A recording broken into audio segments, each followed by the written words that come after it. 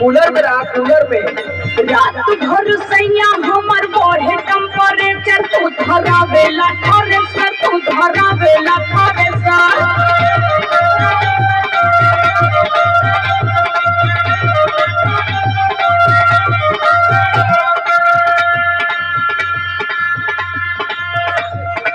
अरे 4 दिन का लहार बाहर है, कमा लेवे थे कुछ नहीं तो भाई नवमी का मेला आ गई तो लघु प्याज मती मुंह बनावे तब तो है कुछ चीज चाय लगी दुनिया भर का दिमाग बनले आई।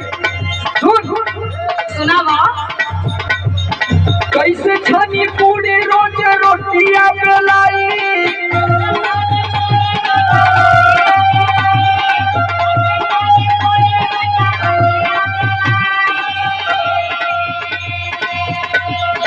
कैसे छनी पूरी रोज रोटियां बेलाई, धोना बेला नहीं लाई, धोना बेला नहीं लाई।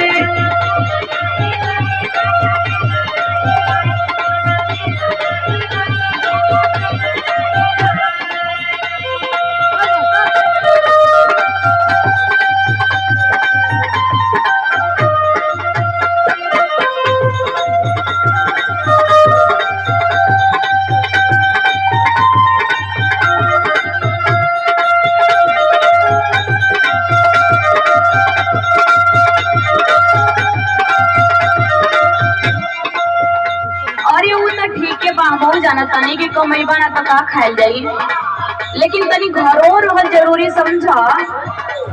हाँ तो रही घरे मंगवा लिया तो कुछ दोस्त था।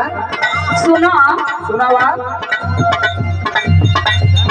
जहिया से चढ़ल बाटे चैत के महीना,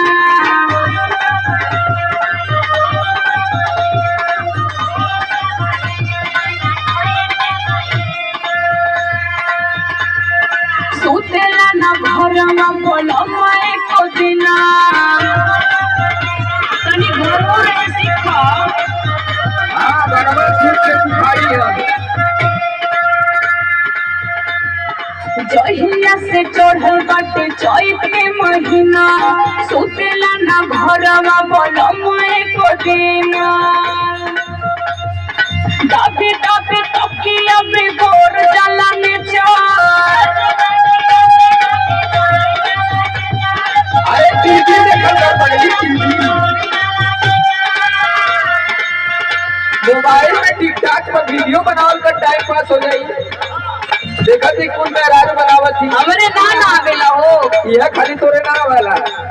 अरे संदीप राज उर्फ राज से सीख ले, वो तो टिकटॉक का स्टार है।